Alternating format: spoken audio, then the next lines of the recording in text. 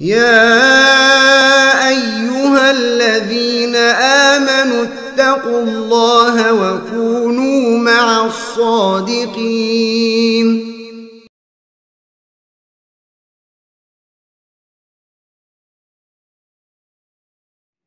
Wa an Abi Hurairah radhiyallahu anhu. Anin Nabi sallallahu alaihi wasallam qaal, dari Nabi sallallahu alaihi wasallam beliau bersabda, "Man naffasa an mu'minin kurbatan min kurabid dunya." Siapa yang melapangkan penderitaan seorang mukmin di dunia, naffasallahu anhu kurbatan min kurabi yaumil qiyamah. Allah akan melapangkan juga atau meringankan penderitaan yang akan dihadapi pada hari kiamat kelak. Di sini nafasa berasal dari tanfis, seperti seorang yang tadi nafasnya susah kemudian menjadi lega. Sehingga para ulama menjelaskan ketika seorang membantu saudaranya tidak harus penderitaan saudaranya tersebut hilang, tidak harus. Dia meringankan penderitaan saudaranya saja itu sudah mendatangkan pahala yang besar, apalagi sampai menghilangkan. Cukup meringankan karena nafas tadinya sulit bernapas kemudian bisa agak lega meskipun masih ada sesak.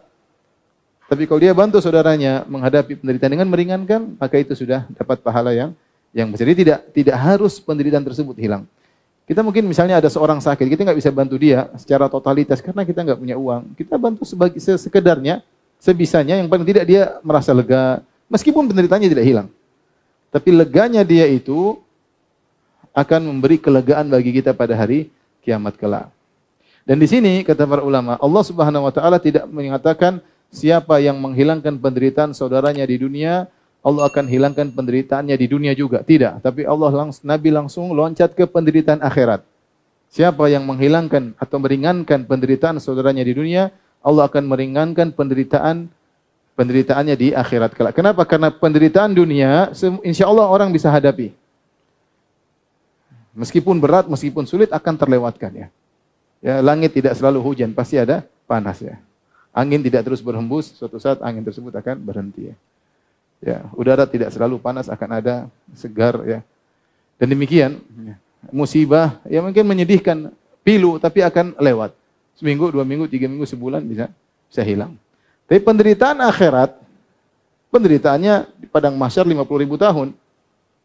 Sehingga sulit orang untuk menghadapi penderitaan ahwal, kondisi-kondisi genting pada hari kiamat kelak. Makanya Nabi tidak menjanjikan ganjaran mengurangi penderitaan orang lain dengan ganjaran di dunia. Langsung Nabi loncat ganjaran di akhirat. Karena penderitaan dunia bisa kita hadapi. Yang sulit adalah penderitaan di akhirat. Maka seorang ingat akan hal ini. Siapa yang mengurangi penderitaan saudaranya di dunia, penderitaannya akan dikurangi di mana? Di akhirat. Saat itu kita butuh. Dan tidak ada yang bisa menolong kita kecuali Allah Subhanahu wa taala. Di dunia masih ada orang yang bisa tolong, kita masih bisa usaha, kita masih bisa bergerak. Tapi kalau di sana nggak bisa apa-apa. Oleh karena ini ganjaran yang sangat besar untuk menghilangkan penderitaan saudara kita ya. Taib. Kemudian kata Nabi SAW, "Man yassara ala mu'sirin, yassarallahu alaihi fid dunya wal akhirah." Siapa yang memudahkan bagi orang yang kesulitan, ya dia tidak bisa bayar utang misalnya, dia kasih kelonggaran, yassarallahu alaihi fid dunya wal akhirah. Maka Allah akan beri kelonggaran baginya di dunia dan akhirat. Kemudian kata Nabi SAW, "Wallahu wa man satara musliman satarahullahu fid dunya wal akhirah." Siapa yang menutup aib seorang muslim, Allah akan tutup aibnya di dunia dan di akhirat. "Wallahu fi aunil abdi ma kana al abdu fi auni akhihi." Allah senantiasa menolong seorang hamba selama seorang hamba menolong saudaranya. Wa man salaka tariqan yaltamisu fihi ilman. Siapa yang menempuh satu jalan untuk mencari ilmu, sahalallahu lahu tariqan ilal jannah. Allah akan mudahkan jalannya menuju surga. Wa majtama'a qaumun fi baitin min buyutillahi ta'ala yatluna kitaballah. Tidaklah suatu kaum mereka berkumpul di salah satu dari rumah-rumah Allah, mereka membaca Al-Qur'an. Wa yatadarasunahu bainahum, kemudian mereka pelajari Al-Qur'an tersebut di antara mereka, illa nazalat alaihimus sakinah, kecuali akan turun ketenangan bagi mereka. Wa ghasyiyatuhumur rahmah, dan rahmat akan meliputi mereka, rahmat Allah. Wa haffathumul malaikah, malaikat juga akan meliputi mereka. Wa dzakarahumullahu fi man indah, dan Allah akan memuji mereka di sisi para malaikat. Wa man batta'a bihi amaluhu, Siapa yang lambat amalnya, lam yusri' bihi nasabuh, maka tidak ada manfaat nasabnya yang tinggi. Rawahu Muslim. Tadi sudah kita jelaskan tentang keutamaan orang yang meringankan penderitaan saudaranya, Allah akan ringankan penderitaannya di akhirat. Berikutnya, wa man yassara 'ala mu'sir. Mu'sir ini apa? Orang yang berhutang sama kita dan dia tidak bisa bayar. Kata para ulama, hukumnya wajib kalau ada orang punya hutang sama kita, kita sudah berbuat baik sama dia dengan memberi hutang kepada dia, kita dapat pahala ya. Dalam hadis kata Nabi sallallahu alaihi wasallam, as-salafu yajri majra syatri sadaqah. Memberi hutang pahalanya seperti setengah sedekah. Kalau antum pinjamin orang 100.000 seperti antum bersedekah 50.000. Ketika jatuh tempo kemudian kita tagih, ternyata dia dalam kondisi sulit, kita tahu dia sulit ya. Bukan sok sulit ya. Dia memang sulit, maka wajib bagi kita untuk memberi kelonggaran bagi dia sampai dia bisa membayar. Ya. Kata Allah Subhanahu Wa Taala, ya, wa in kana dzu usratin fanadhiratun ila maisarah. Jika seorang yang berhutang tersebut dalam kondisi sulit, fanadhiratun ila maisarah, maka wajib untuk ditunda sampai dia dalam kondisi lapang. Para ulama mengatakan hukumnya wajib, bukan sunnah, wajib. Kita nagih orang, kemudian dia tidak mampu. Beda kalau dia mampu. Buktinya dia mampu, dia punya aset. Dia punya aset. Dia punya sertifikat tanah banyak. Dia punya mobil banyak ya. Kemarin baru traktir teman. Dia masukkan ke statusnya. Sementara utangnya sama kita belum bayar ya. Dan saya baru dibilang sama teman kemarin gitu. Gimana Ustaz? Susah Ustaz. Saya nagih dia nggak bayar-bayar, tapi statusnya makan di sana, makan di sini, neraktir teman, Masya Allah. Sampai ada yang datang sama saya, bahkan saya juga ditraktir sama dia. Ini gimana traktir orang tidak dibayar-bayar ya. Jadi kalau dia punya uang ya kita tagih, nggak ada masalah, itu hak kita. Kalau perlu, kalau memang dia ngeyel bisa dilaporkan kepada pihak yang berwajib untuk menjual paksa barangnya kalau memang dia ternyata punya aset. Yang kita bicarakan adalah orang yang tidak mampu, benar-benar tidak mampu, dia nggak punya apa-apa. Mungkin dia punya kendaraan yang dia gunakan untuk wajib, yaitu kebutuhan primernya. Ya, dia punya tempat tinggal, kebutuhan primernya. Ya. Kita tahu dia tidak mampu, wajib bagi kita untuk memberi ditunda, penundaan, wajib. Karena Allah berfirman, wa in kana dzu usratin fanadhiratun ila maisarah. Siapa yang tidak mampu, kesulitan, maka wajib untuk ditunda. Oleh karena Syekh Utsaimin rahimahullah ketika mensyarah hadis ini, dia memperingatkan sebagian orang yang berbuat zalim. Kenapa? Ada orang punya utang sama dia dan dia tahu orang ini tidak mampu. Benar-benar tidak mampu, pailit, benar-benar tidak ada hartanya. Kemudian dilaporkan kepada pihak yang berwajib untuk ditangkap, untuk padahal dia tahu orang ini memang tidak mampu. Ya.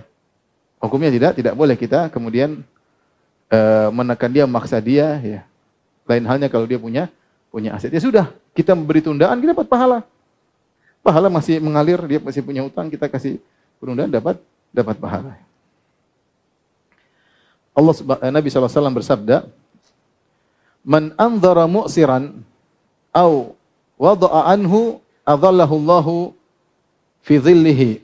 Siapa yang memberi penundaan kepada orang yang berhutang kepadanya dalam kondisi sulit, dia kasih penundaan, atau dia menjatuhkan sebagian hutangnya, misalnya hutang 100.000, sudah bayar 50.000 aja, maka Allah akan menaungi dia pada hari kiamat di bawah naungan Allah Subhanahu wa taala, ya. Jadi pahalanya besar ya. Terhadap orang yang punya hutang sama kita, ya. Wa in kana dzu isratin fanadhiratun ila maisarah wa an tasaddaqu khairul lakum. Kita bisa melakukan dua hal. Pertama, kita kasih penundaan. Silahkan nanti kalau kamu punya kemampuan kamu bayar ya. Penting kamu serius. Yang kedua, yang lebih baik, wa anta saddaqu, kita sedekahkan. Kalau bahasa kita ikhlaskan. Nah, kita mengikhlaskan ini tidak syarat harus seluruhnya. Kita bilang ya udah, kamu bayar 70% aja, 30%-nya saya ikhlaskan. Ini orang yang melakukan demikian, maka dia akan dinaungi oleh Allah di bawah naungan Allah Subhanahu wa taala ya. Ya, di bawah naungan Allah Subhanahu wa taala ya. Betapa bahagia ketika seorang punya hutang, ini sudah berusaha, kita orang ini dia berusaha, tahu-tahu kemudian dikatakan pada dia, enggak usah bayar, saya maafkan ya. Itu kebahagiaan tersendiri bagi orang tersebut. Makanya orang yang melakukan ini, memberi penundaan atau kemudian dia mengikhlaskan sebagiannya, maka dia akan dapat pahala besar, di antaranya akan dinaungi oleh Allah pada hari kiamat kelak. Sebaliknya tentunya orang yang berhutang juga harus punya adab ya. Kalau dia mampu untuk membayar tapi dia tunda-tunda, maka dia senantiasa dalam perbuatan zalim. Kata Nabi sallallahu alaihi wasallam, "Matalul ghani zulmun." Orang yang mampu untuk bayar hutang tapi dia tunda-tunda, dia telah berbuat zalim. Karena orang yang berhutang terkadang untuk membayar hutang dia terasa berat. Kenapa? Karena nafsunya untuk membeli barang baru, sehingga dia tidak merasa utang dia itu suatu yang besar. Padahal kita tahu Nabi SAW pernah tidak mau sholat kepada orang yang belum bayar apa? Hutang. Dan kita sudah bahas tentang ini secara khusus, tentang bahayanya orang yang tidak mau bayar hutang. Paling tidak, argo kezalimannya berjalan terus. Dia mampu bayar, tidak mau bayar. Selama dia tidak bayar, argo kezaliman dosa jalan terus. Dan tidak mengapa bagi orang yang tahu orang ini mampu untuk dia desak. Kamu punya aset, kamu bisa jual, kamu bisa ini, kamu bisa hidup dengan lebih hemat misalnya. Ini kamu sudah punya hutang, hidup mewah-mewah, kemudian tidak nyicil, ini tentu adalah merupakan kesalahan besar. Jadi perlu adab di antara keduanya, adab bagi orang yang memberi hutangan, dan yang lebih tentu dituntut lagi adab bagi orang yang berhutang. Baik, selanjutnya kata Nabi SAW, man satara musliman satarahullahu fid dunya wal akhirah. Sudah kita bahas pada pertemuan lalu. Allahu fi aunil abdi maka al-abdu fi auni akhihi. Allah senantiasa menolong seorang hamba jika seorang hamba menolong saudaranya. Ada satu hadis yang disahihkan oleh Syekh Albani atau dihasankan oleh Syekh Albani rahimahullahu taala, riwayat Tabrani. Rasulullah SAW bersabda, "Inna lillahi ibadan ikhtassahum bin ni'am limanafi'il ibad."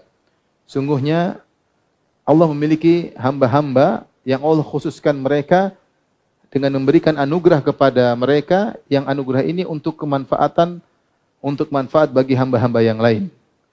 Yuqirruhum fiha ma badzaluha. Maka Allah Subhanahu wa taala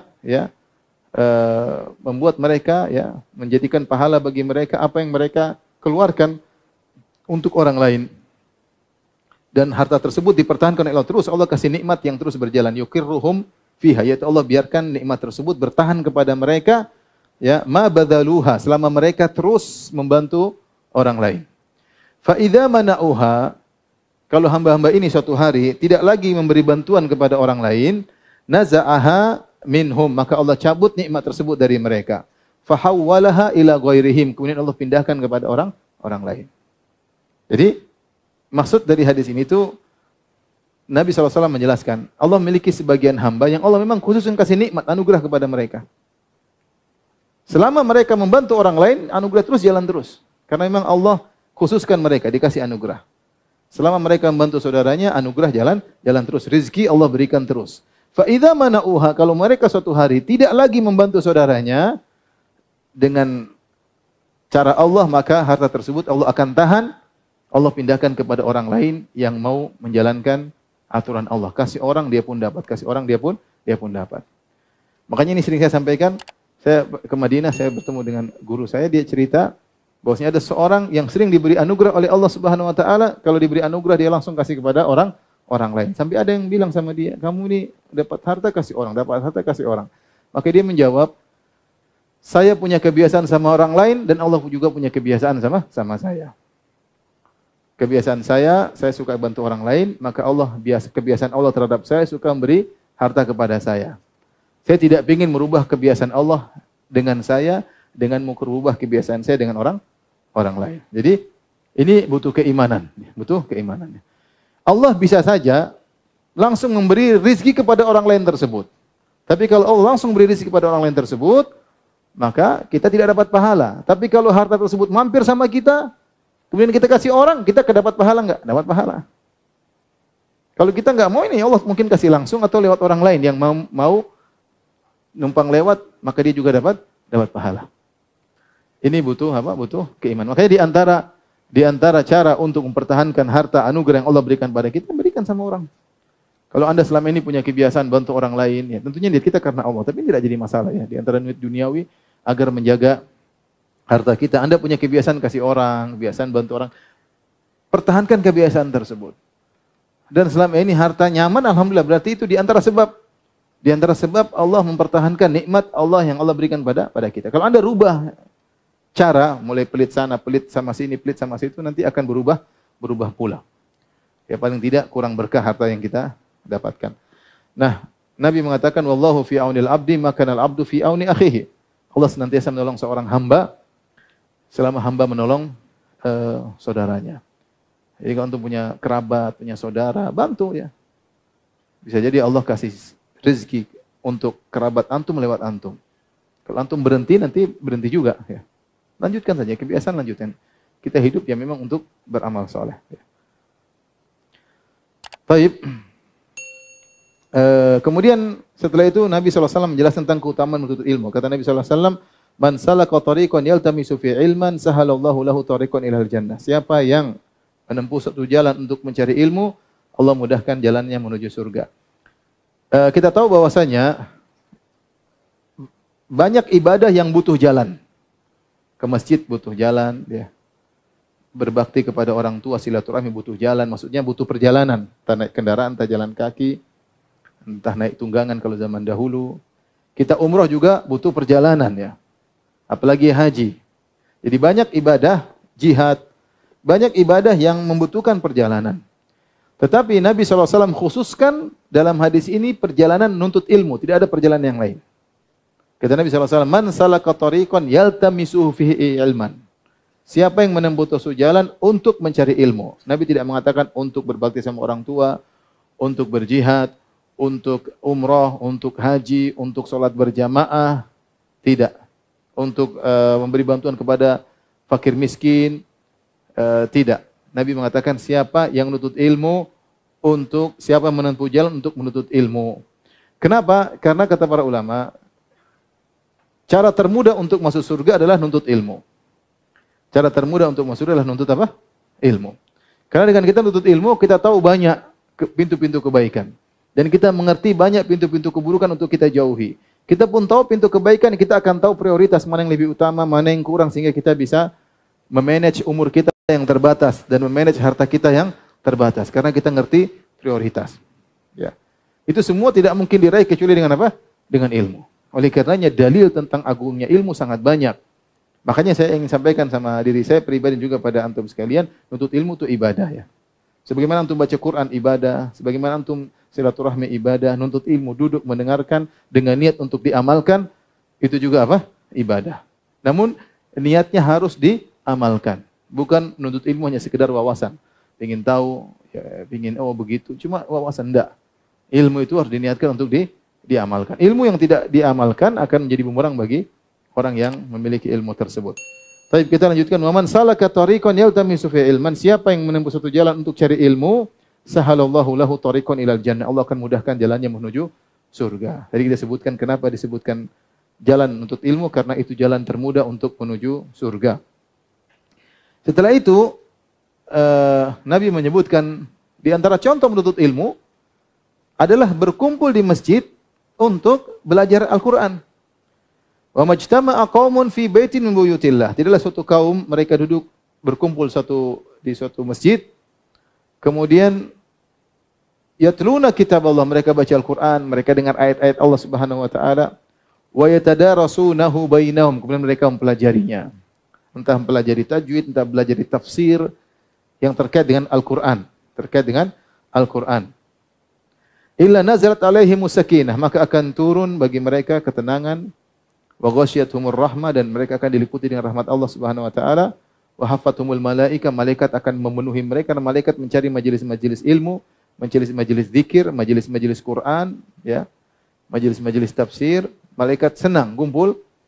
Wa dzakarahumullahu fiman indah, dan Allah akan menyebut-nyebut mereka di sisi makhluk yang ada di sisi Allah, itu maksudnya di sisi malaikat. Jadi Allah banggakan mereka di hadapan malaikat ya.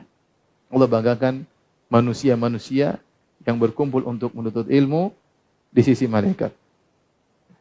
Ini contoh bagaimana ilmu itu sangat bernilai, di antaranya banyak manfaat yang akan didapatkan oleh orang yang duduk, kemudian kumpul, mendengarkan ayat-ayat Allah, mempelajarinya. Ya, ada ketenangan, ketentraman, malaikat datang, kumpul, rahmat Allah turun kepada mereka. Kemudian yang terakhir di hadis ini kata Nabi sallallahu alaihi wasallam, "Membatta'a bihi amaluh, lam yusri' bihi nasabuh." Siapa yang amalnya lambat, nasabnya tidak bermanfaat. Nasab yang tinggi tidak ada faedahnya ya. Nasab itu bermanfaat kalau amal seorang soleh. Tapi kalau amal seorang tidak soleh, percuma nasabnya setinggi apapun, keturunan siapapun tidak ada faedahnya. Ya. Lihatlah Salman Al-Farisi yang tidak memiliki, dia bukan orang Arab, dia orang Persia, tetapi sangat mulia di sisi Nabi SAW. Artinya kalau dari sisi nasab, dia bukan nasab orang Arab.